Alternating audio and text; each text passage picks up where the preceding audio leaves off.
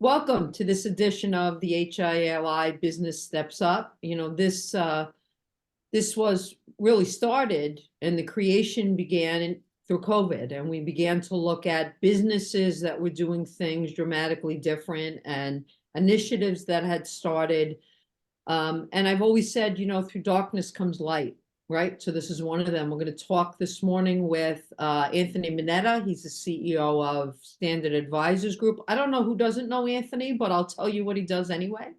He is the Town of Babylon Councilman. He's also our first vice chair and has been a longtime board member of the HIA-LI.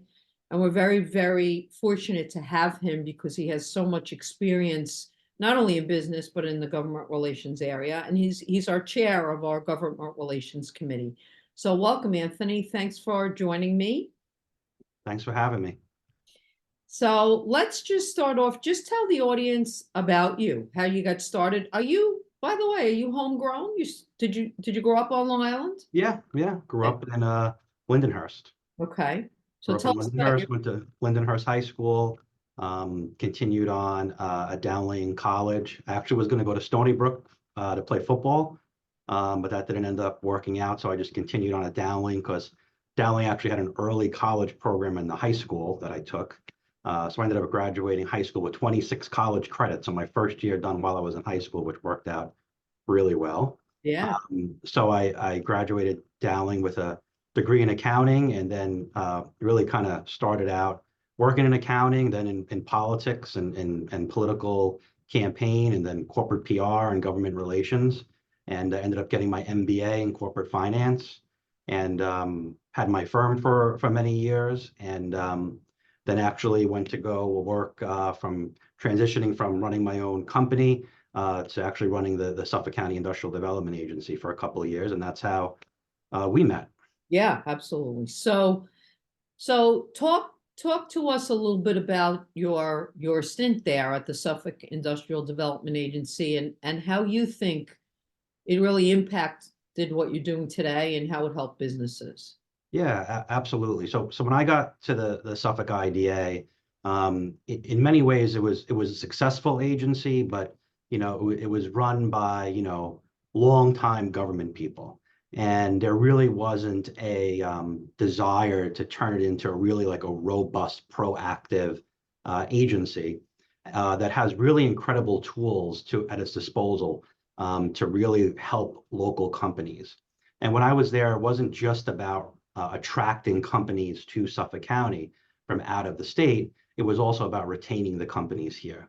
And I like to say, I tried to coin a phrase like R&D, research and development, R&G, retain and grow our companies. So we really put a lot of programs in place in order to do that. We tried to turn around the business climate in Suffolk County by hosting events and making the IDA accessible, not just for large scale, big businesses, but small businesses as well. So we implemented programs like the Boost program. And what was also important to me was really creating a level of accountability and transparency. So when I was there, I'd always say, Newsday or Long Island Business News would write this great article about, 30 manufacturing jobs created in Hauppauge. Well, I said, okay, well, let's make sure that those jobs, were accessible to the public. So we required the companies during that time to post the jobs on the Suffolk IDA website to make it more accessible for local residents and taxpayers to be able to apply for those jobs. Right. So it was a great experience. We really did a lot of important projects supporting companies and also expanding the scope of the IDA to really create lasting business partnerships. And that's one of the things we did with the HIA, was start really kind of investing in the relationship to get more brand awareness for the agency in collaboration with the HIA. Yeah. And, I have to say, and as you said, nothing against whoever ran the agency before you, but I saw just personally a remarkable difference because you are out and about. You understood how important, as you said, those relationships are. And, today the Suffolk IDA, as you know, I mean, they're responsible in this park alone for about 2.8 million in funding, and right now about 800,000 square feet of retrofitting and some buildings that are being built. So such an important entity, such an important entity. So we were lucky, fortunate, really fortunate to get you on our board. So, you know, like you, when I took over here at the HIA-LI, I understood how important it was to be both an external person, right, and an internal person. And one of the first things that we did is look at how we grow our board and what that looks like. And, you know, bringing in more extremely futuristic thinking people. You're absolutely one of them. So talk about the Government Relations Committee, why you're so excited about it, and what we're going to be doing with it as an initiative.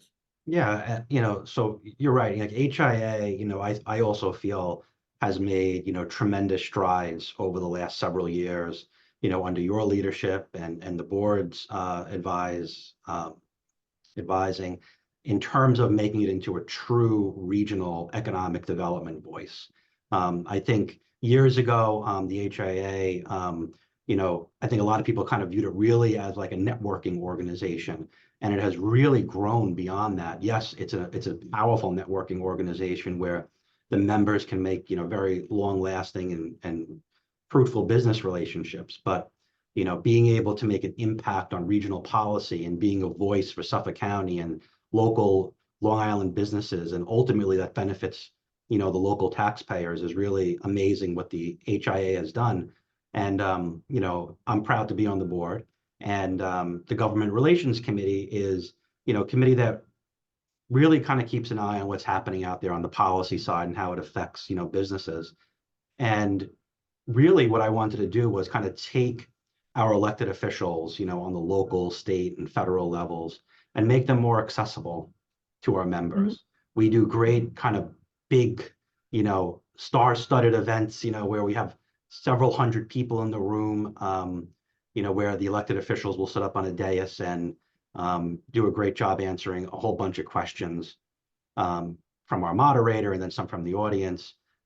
This is going to provide a platform, this Government Relations Committee meet and greet, you know, for our elected officials to get a little bit closer to the membership, be able to connect with them more one-on-one.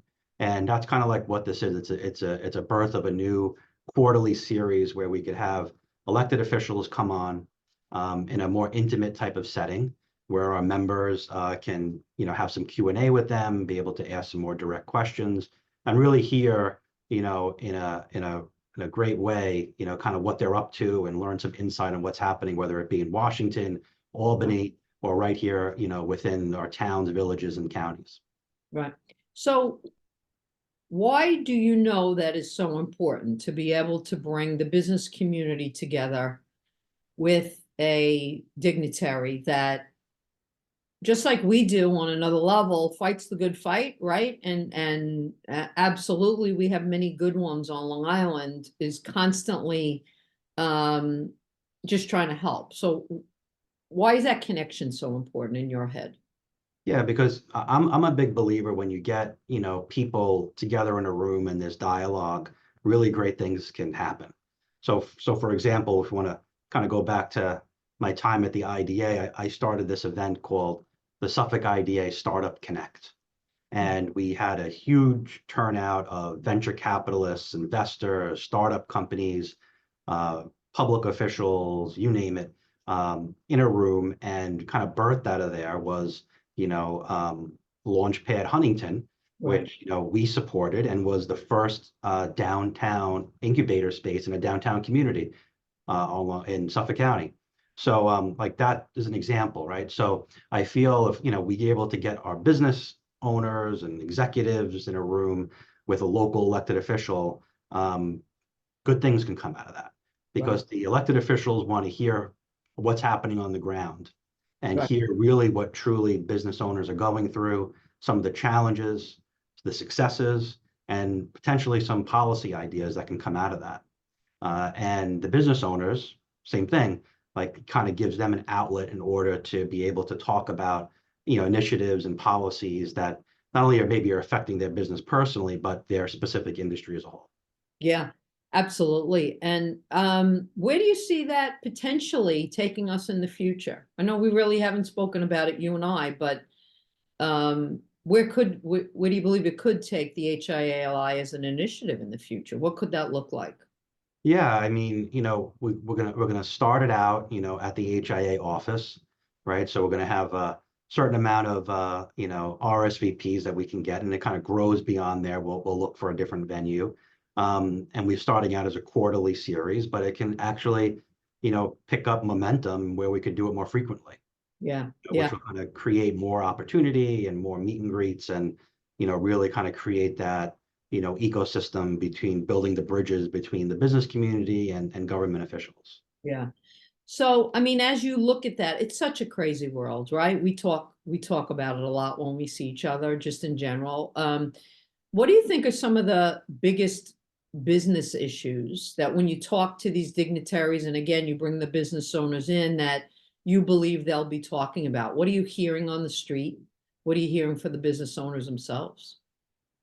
Yeah, I think a lot of it, which I know the HIA has been on the forefront of, is, a lot of it has to do with workforce development. Mhm. That is a, critical issue. Right. Oftentimes when I'm out talking with different businesses, you typically hear about taxes, energy costs, and things like that, a higher cost environment of doing business, on Long Island than in New York compared to somewhere their other competitors might be, especially down south. Um, However, ultimately, all that can be kind of like, you know, looked at differently, if they're able to really find the qualified workforce in order to, fulfill their, business objectives and goals. So Yeah. that's one of the overarching things. And I think from a policy perspective, government officials hearing that, can trigger some prospective ideas on how government can help facilitate it, right? We don't want government to get in the way. We don't want government to put up, roadblocks. Government should be there to kind of help smooth the path in order for businesses to be successful. Yeah, absolutely. And I believe that one of the things we do well at the HIA-LI in a very bipartisan way, right, is to work on projects that bring those groups together, right?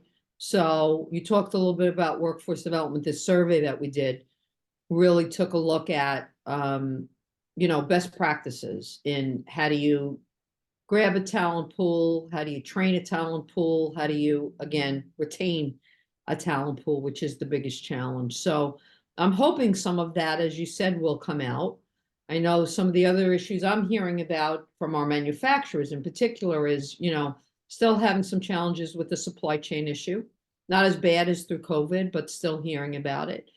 And absolutely what you said before is just the cost in general of doing business on Long Island is high. And, we pay for the beautiful beaches. We pay for where we live. We understand that. But I think it's going to be a great dialogue. I'm really excited.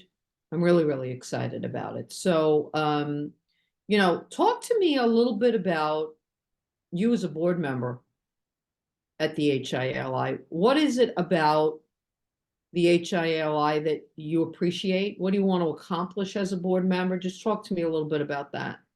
Yeah, I would say, it's really about, kind of making that impact.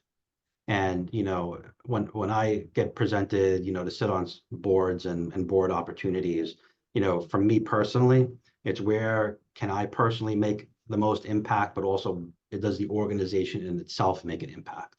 And, the HIA has done and continues to do a really great job at doing that.